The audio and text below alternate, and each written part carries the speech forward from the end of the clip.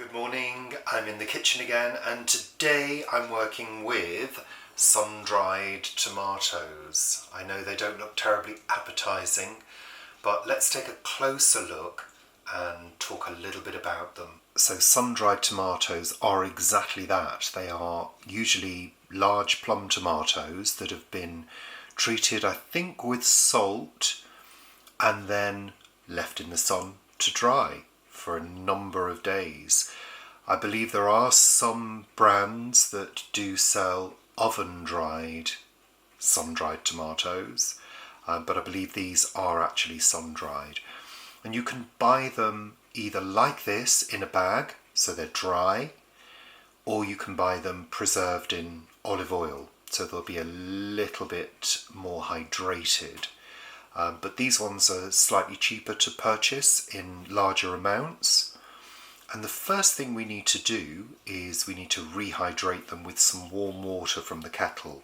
Not boiling, off the boil, nice and warm. And we're going to leave them for about an hour to rehydrate so we can work with them. And one of the things to note about sun-dried tomatoes is they are very high in lycopene, which is a compound thought to be really good for our health, and minerals and vitamins as well. There will be a salt content, but some of that is going to get washed away in the water, which we will discard. So let's pour some water on and leave these to rehydrate.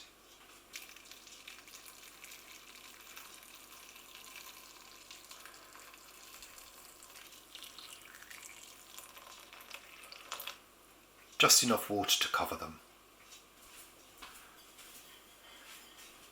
I'm going to pop a cover on, just a plate, and leave them.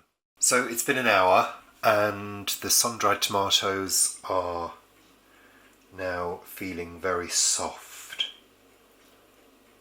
Soft and squishy, so they're ready to work with.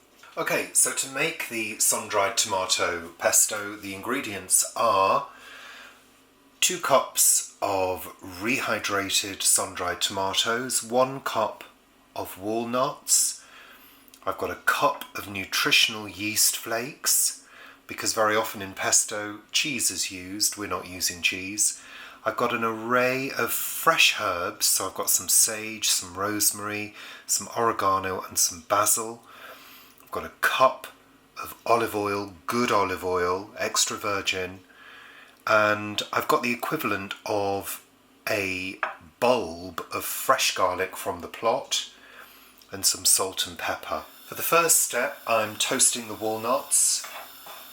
So I've got them in a pan on a heat and I'm just letting them toast. So you might wonder, well, how do I tell that they're toasted? Well, you're going to smell a nice toasted walnut smell. I'm just moving them around a bit. This is to really bring out their flavours. You start to get a nice warm smell from them.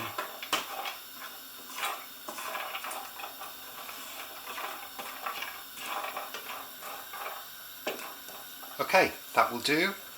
So to make the pesto, we're using the Magimix because the mini chopper is going to be just too small. So let's start off by popping in the sun-dried tomatoes.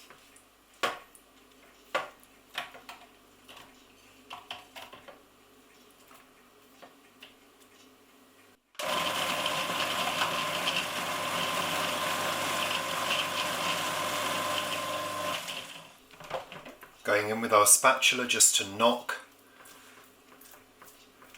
the ingredients down so they blend properly. Going to add the walnuts.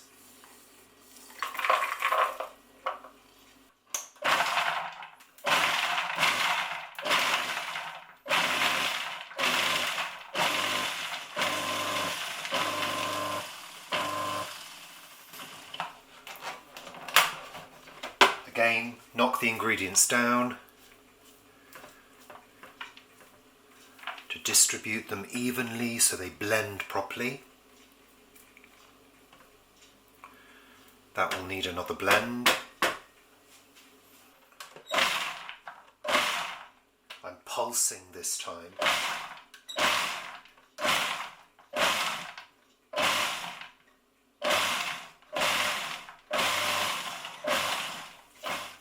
Let's add our herbs.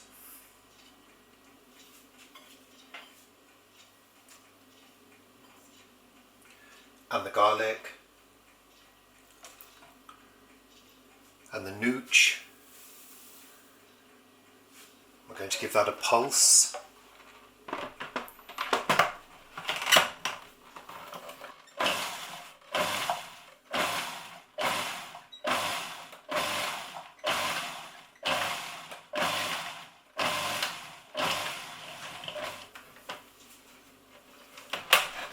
Knock the ingredients down because it's quite dry now. But don't worry, we just want everything to be chopped before we add the olive oil.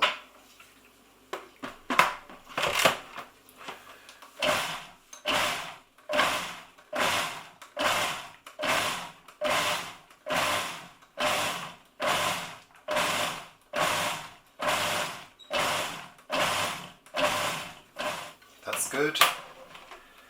We're going to add the olive oil.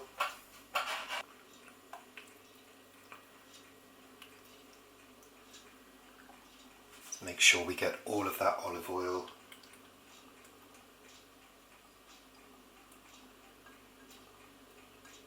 Knock any ingredients down that need to be knocked down.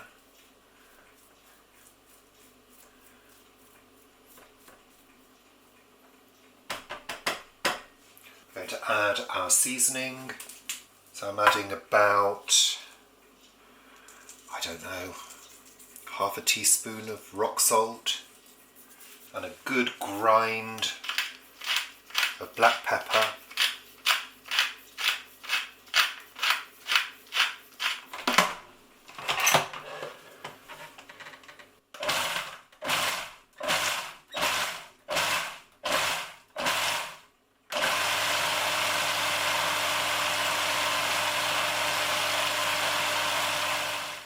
And then blend until the olive oil is completely incorporated. I think we're done. That looks good. Smells great.